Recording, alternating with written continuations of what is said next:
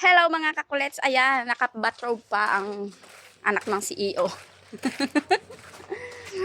Ayan, dahil nga mainit na ang panahon, ako'y magkukulong na lang sa aming kwarto.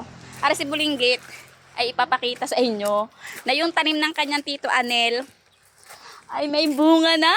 Oh my God, nawala. Oh no, tinabas kanina nung mag-highway. Ang laki na ng puno, oh.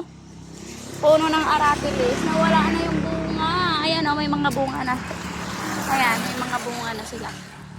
At kanina ay may hinog, ay kahapon. Sabi ko, kaya lang hindi siya na, ayan na. Ayan, may nakuha si Bulinggit.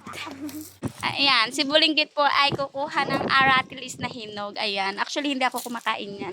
Hindi ko alam kung bakit, Ayan, patingin. Ayan, nakakuha na siya.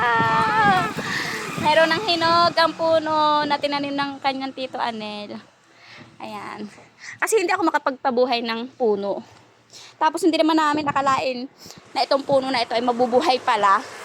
Ang pagtatanim niya ay dikit-dikit.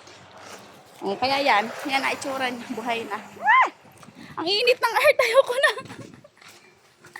Papasok na ako sa trasikan niya sa live ako. Sorry. Papasok na kami sa loob ng bahay. Ang init na niya naman. Putok-putok.